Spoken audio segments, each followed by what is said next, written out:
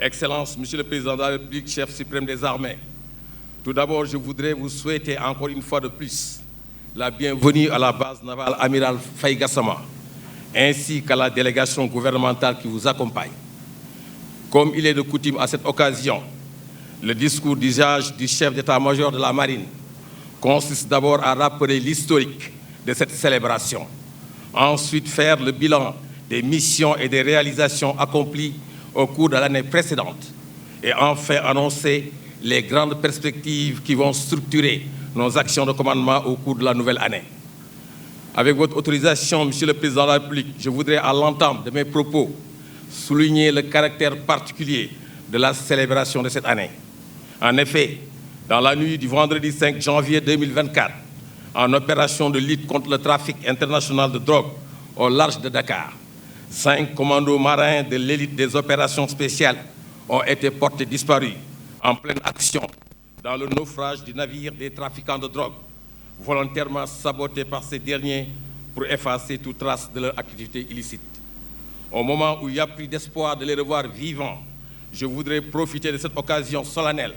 pour partager avec vous des pensées pieuses et formuler des prières de miséricorde divine à leur endroit. Je voudrais aussi saluer les héroïsmes de nos hommes qui ont accompli leur devoir jusqu'au sacrifice suprême en servant leur patrie en mer. Monsieur le Président de la République, servir en mer est toujours à haut risque, car au-delà de la complexité de la mission militaire ou de police, nous sommes en tout temps confrontés à l'hostilité du milieu marin qui ne pardonne aucune erreur de notre part. Mourir en mer, pour les marins que nous sommes, est certes la mort la plus noble et la plus idéale, car elle porte la marque exceptionnelle de notre métier qui a longtemps émerveillé les hommes et les philosophes, que l'un d'entre eux, ne pouvant se retenir devant tant de bravoure et de témérité, s'exclamait « il y a bien les morts, les vivants et les marins ». Monsieur le Président de la République, je voudrais aussi exprimer ma compassion pour les familles des disparus et réitérer ma volonté sincère de les soutenir en toutes circonstances pour leur permettre de supporter l'épreuve lancinante de la perte d'êtres chers et irremplaçables. Par ailleurs, dans la même veine, je souhaite prompt rétablissement à nos frères marins, blessés, malades ou alités où qu'ils se trouvent, et qu'ils sachent que la marine est toujours derrière eux. Monsieur le Président de la République,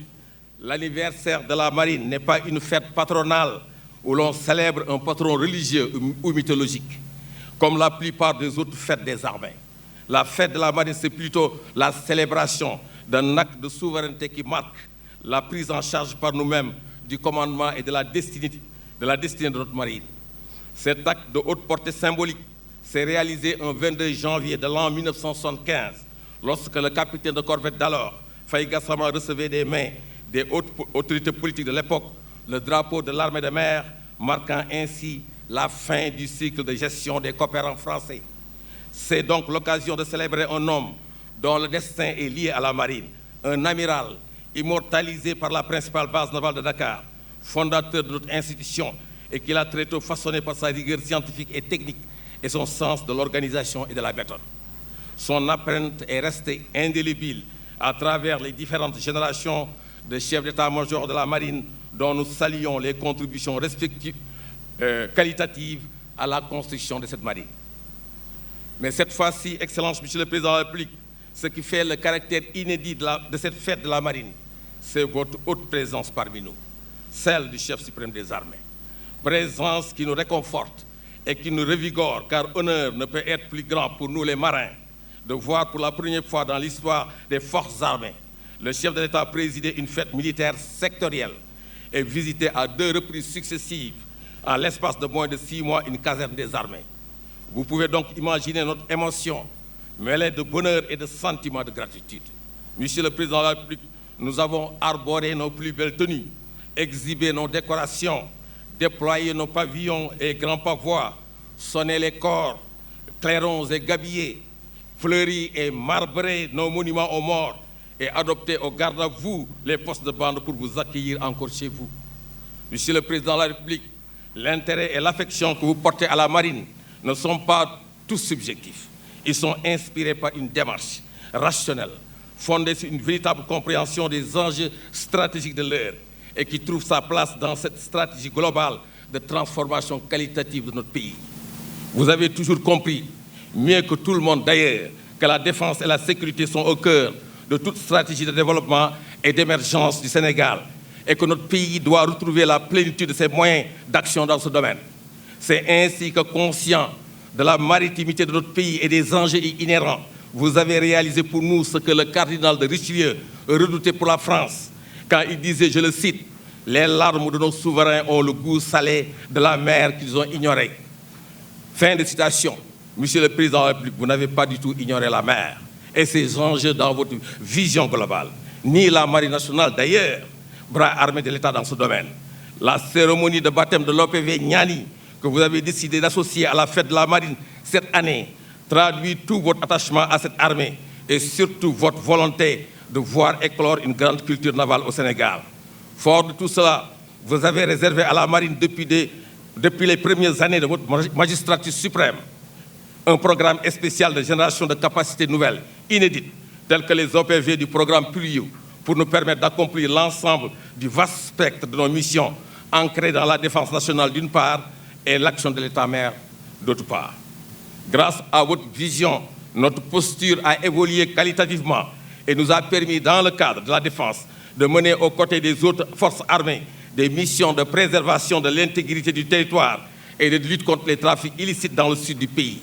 Toujours dans le cadre des opérations interarmées, la Marine a projeté plus de 2847 troupes de l'armée de terre et transporté 1839 tonnes de fret entre Dakar et la capitale du Sud pour soutenir nos soldats en opération en Casamance. Parallèlement à notre posture permanente de sûreté en mer, nous avons assuré pour la première fois dans notre histoire, dans le cadre de l'action de l'État en mer, une présence quasi permanente sur l'ensemble de notre zone économique exclusive et avec un nombre de jours de mer évalué à 1524. Cette présence permanente a permis de lutter contre la pêche illicite, non déclarée, non réglementée, avec le contrôle systématique de tout navire de pêche et l'arraisonnement de 13 navires délictueux. Elle a aussi permis de garantir la protection de toutes les activités de recherche scientifique en mer et de développement des puits de pétrole et de gaz, aussi bien pour le jugement offshore GTA que celui de Sangomar. En outre, grâce à un dispositif de blocus en haute mer de la route qui mène aux îles espagnoles, nous avons fait face aux vagues successives des migrants irréguliers, empruntant sans conscience des dangers et de l'hostilité de la mer la voie maritime et nous avons ainsi sauvé la vie de presque 10 000 personnes. Il convient de signaler que là où certaines marines ont éprouvé beaucoup de difficultés, comme dans la Méditerranée, la Marine nationale a pu gérer avec brio une mission complexe où l'usage de la force est quasi impossible et où tout accident sera mis sur le compte passif du bilan. Je profite de cette occasion pour saluer le courage et le professionnalisme de nos hommes qui, malgré la complexité de la mission, ont su maintenir le cap résolu et accompli sans frémir ni hésiter, qu'il pleuve ou qu'il vente, leur mission de sauvegarde des vies humaines. Monsieur le Président de la République, c'est cette même posture qui a permis d'interdire le passage dans nos eaux de plus de 7 tonnes de cocaïne en l'espace d'un mois provenant de l'Amérique latine et à destination de l'Europe. Hélas, ces opérations à haut risque peuvent aussi occasionner des pertes, comme nos commandos disparus récemment et dont nous saluons la bravoure et la mémoire. C'est le lieu aussi de magnifier la coopération avec nos partenaires étrangers, car c'est par la synergie d'action et l'échange d'informations que nous pouvons réussir ces opérations de police très complexes. En réalité, la mer est un espace par excellence de coopération et de solidarité entre les marins du monde. Monsieur le Président de la République, c'est pour vous dire que grâce à vous, nous sommes en train de dominer tous nos espaces maritimes et fluviaux, de créer les conditions de durabilité de notre économie bleue et de défendre l'intégrité de notre territoire terrestre à partir de la mer. Ainsi, nous avons la responsabilité historique de traduire votre vision en une véritable stratégie navale. Cette stratégie navale Horizon 2050, basée sur votre vision et vos orientations stratégiques et alignée sur la durée de vie de nos nouvelles capacités, permet de réaliser l'objectif stratégique décliné précédemment à travers la mise en œuvre d'un concept d'emploi de nos forces en parfaite cohérence avec les orientations prioritaires du chef d'état-major général des armées en vue de remplir les fonctions opérationnelles suivantes.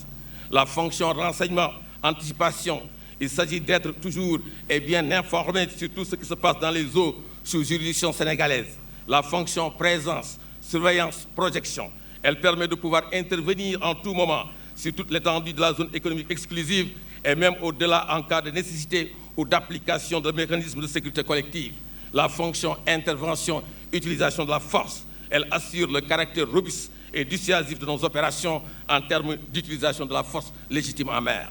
Par ailleurs, il convient de souligner que la réalisation des objectifs opérationnels de la marine exige d'une part la mise en place d'un cadre de formation adéquat permettant de générer des ressources humaines de qualité et d'autre part une chaîne de soutien logistique et technique moderne et adaptée aux impératifs de disponibilité opérationnelle des unités navales.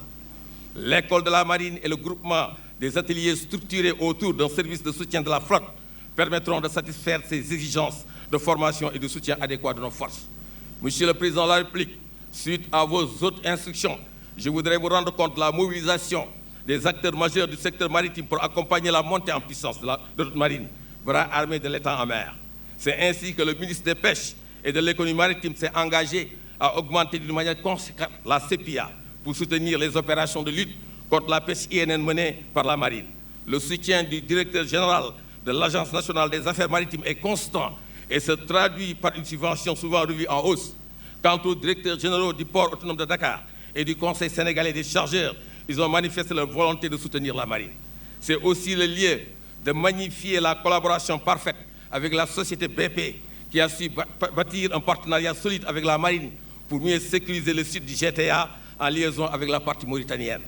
Monsieur le Président de la République, au cours de l'année 2024 qui s'annonce, nous comptons finaliser la réalisation du projet de construction du bâtiment de soutien logistique que vous avez généreusement validé et qui viendra renouveler et accroître nos capacités de transport et de projection de force entamées par la perte potentielle progressive de nos édiques. En outre, dans quelques semaines, nous procéderons à la pose de la première pierre de l'un des projets les plus structurants des armées après celui de la construction de la soute à missiles à Thiès. Il s'agit du nouveau quai de Bel-Air qui va décongestionner la base navale Amiral Faye Gassama dont les wharfs qui datent de l'époque coloniale seront réfectionnés et modernisés.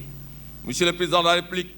voilà ainsi résumé comment votre vision et votre leadership ont fondamentalement transformé notre marine pour nous intégrer dans le cercle des pays privilégiés qui se sont appropriés le destin maritime. Nous ne cesserons de vous exprimer notre gratitude éternelle et inoxydable. Et certainement, la marine se souviendra toujours de vous. Enfin, Monsieur le Président de la République, je voudrais aussi, à la fin de mes propos, au nom de tous les marins, vous souhaiter une bonne et heureuse année 2024. J'associe à ces vœux, Madame, votre chère épouse, vos enfants et tous les êtres qui vous sont chers. Je formule aussi les mêmes vœux pour toutes les personnes qui nous ont honorés de leur présence à cette fête inédite de la marine. En mer, pour la patrie, on nous tue, on ne nous déshonore pas.